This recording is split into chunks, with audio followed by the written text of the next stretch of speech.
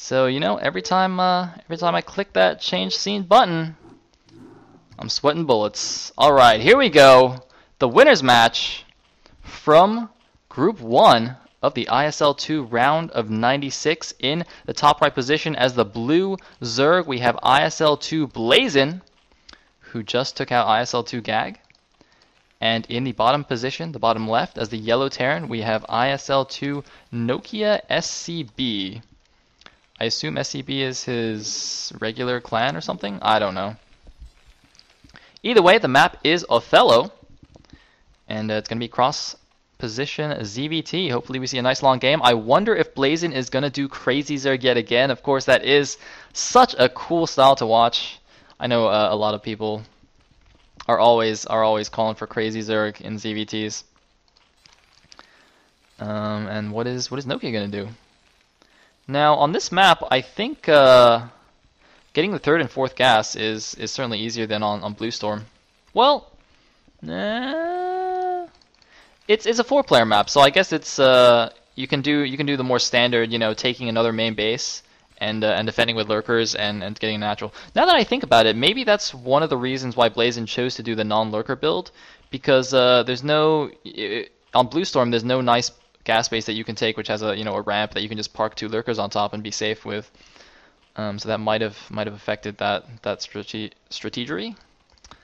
decision making, whatever. 12 drones being made, probably going to be a 12 hatch, and depot and then barracks for Nokia. Nothing fancy. Nokia is a phone company, isn't it? I feel like I'm advertising every time I say his name. Yeah. So we do have the 12 hatch going down, a drone scout also going out. The players... Oh, interesting. Nokia's actually scouting cross map. Oh, no, he's not. Oh, no, that's just how the pathing works. Okay, never mind. The pathing just makes the SCV go that way, but he will be scouting the top left. It looks like he will actually see the Overlord right here, and he should immediately change direction. It wouldn't make any sense. Well... Would it make sense for the Zerg to be here if his Overlord's going in that direction? I don't know. Well, either way, the SCV sees it now. And the drone sees nothing here. So he will move down there. A Marine will be out in time, though, to deny scout into the main base. But it looks like, judging from the money, the depot, everything else, Nokia will be going for a 1-Rax expand. And there goes the SCV now. So once again, we have 12 hatch versus 1-Rax. Pretty much what you're going to see in the majority of high-level ZVTs. And there's a 3rd hatch. Okay, so Blazin not going to go for 2-hatch muta this time. We'll go for a 3-hatch build against Nokia's 1-Rax FE. And the drone does get chased away. Now there is quite a large opening at the natural here, including this neutral power generator that you can kill to make it even wider. Although I suppose the natural on Blue Storm is even wider. I'm actually a little bit interested. I'm actually kind of curious about this decision not to go 2-hatch muta again, because I mean, if you look at this natural, the cliff is kind of hugging the minerals. So you'd think that muta harass is even more effective here than it is on Blue Storm, where there's a lot more space. And oh, it looks like Blazin forgot to DND. That is all right. And the SCV is just going to scout around. Blazin seems to only have made those 2 Zerglings. I don't see any other Lings running around the map. So he's going to leave one chasing the SCV and just send one other one to go and scout. I mean, having seen the 1-Rax FE with his drone, he didn't actually need to make all 6 Lings. So a good choice by him. Good choice. And, ooh, a fast engineering base. So Nokia is going to go for the fast +1 build. Probably going to go for 4 barracks, add 3 more when he can afford it. So this is kind of the recent popular build to do, getting a fast +1 and a ton of M&M to push out when the Zerg gets his muta out. And I don't see a lair yet, though. Okay, there's a lair. I was going to say, the lair would be extremely late at this point if he didn't make it yet, but no, it is well on its way. He just made it at the natural, so the SCV and the main would not see it. The SCV is still surviving with 1 hit left. Can it get down to the natural and see the lair, or will it just keep running around in the main? I mean, at this point, he must assume that the lair is down. If he's been on top of things, he's seen that drones are being produced, and it's not, a crazy Ling all-in or anything like that. So he definitely assumes that the lair is here at the natural. And it is going to be a Spire, but it will be spotted by the SCV. It's actually going to be spotted as it goes down. A very interesting choice of position there by Blazin. One Ling going to check out the front. Looks like Nokia's Marine not on hold position. And there's the second barracks. There's the +1. And no, that's an academy already. Well, actually, to be honest, I don't know the exact order of buildings when exactly you get the academy on the 4 racks +1. So it could still be a 4 racks. Either way, looks like Blazin getting himself a little bit supply blocked. And no, there are the 4 racks. Excellent. As predicted, it is going to be 4 racks with +1. So he's going to have a huge number of Medic Marine here in the early mid game, and we'll probably use those to pressure the Zerg. I mean, even in defense, +1 Marines do fantastic against Mutas. Due to the Marines are one of those units that have a low damage per shot but very high fire rate, so the +1 really increases their DPS. And one random Ling somehow has snuck into the main. This heroic Zergling, I have no idea how this happened. Oh my goodness. This hero Zergling, man. It's like the gingerbread man. He just snuck through everything right there. He's going to get a complete scout. Blazin knows exactly what his opponent is up to. That is just so beneficial for him. And it looks like he does have his 9 mutas making. No, it looks like 1 larva is unused, so it's going to be 8 mutas. Messed up just a touch. Should be making that into a muta.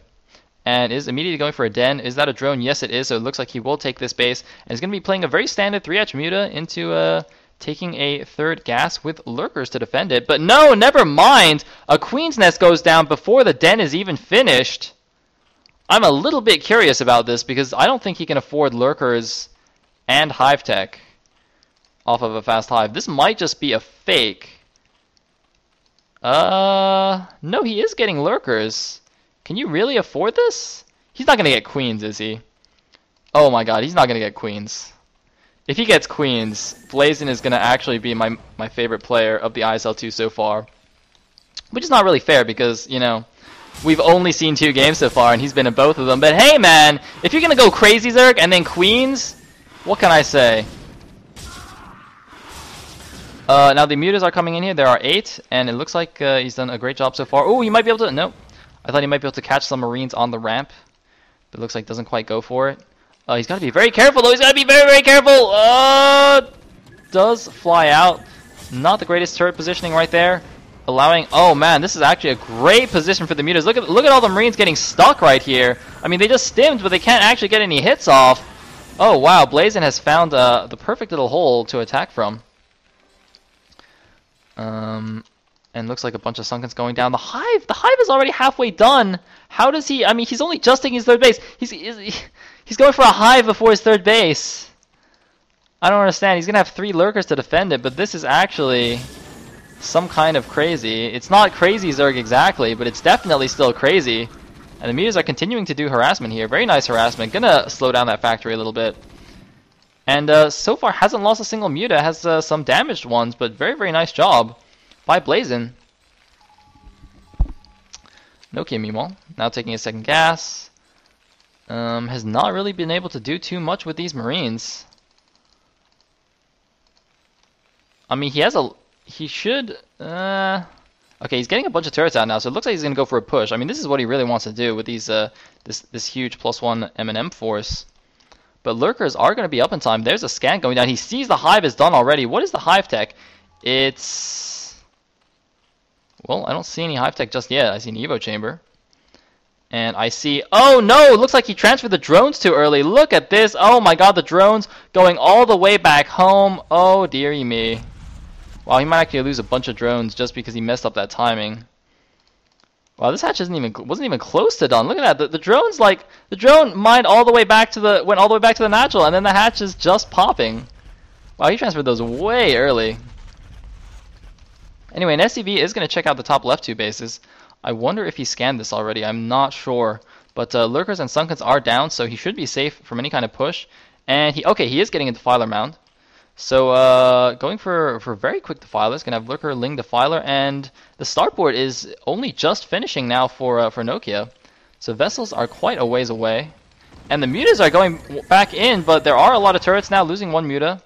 I think that's actually the first muta he's lost all game, so you know, still very cost efficient. And Nokia is just sitting outside his base with a million medic marine. Well, more like a million marines. There's only 5 medics. This ratio seems a little bit off. I mean, this ratio is kind of like the male to female ratio among StarCraft players. You know, it's kind of like a few girls and then just a ton of dudes. It's kind of sad. Anyway, mutas coming back into the back of the natural. It's very interesting that he hasn't actually abused this back cliff yet. He's done almost all of his harassment in the main mineral line. And there is the science facility. Might have to get cancelled. It's down to 50 HP. Is it not? Oh my god, I don't think that was cancelled, so he's going to lose all the gas from that, crucially. Even going to lose an extra siege tank. He's queuing up siege tanks. Nokia falling apart a little bit here, just from these Mutalisks. Blazin' Man showing some great muta control, and looks like going to transfer some dronies through the Nidus right here. And I don't know how that drone got over there. But Consume, looks like it's almost done. What are the upgrades? That's Melee, that's Carapace. Does he have any yet? Looks like no upgrades just yet, and apparently this hatch isn't even rallied. But wait, why is he over there? Is he making? No, he's not making a Greater Spire. And somehow Nokia sees this.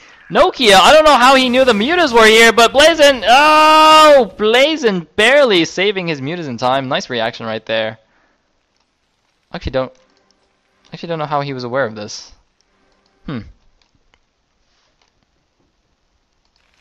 And some turrets going here in the back of the natural. Very, very smart. But, dude, Nokia has to do something. I mean, the Zerg is getting his 4th base up. He's going to have 4 gases pretty soon. And his Defiler tech is already up.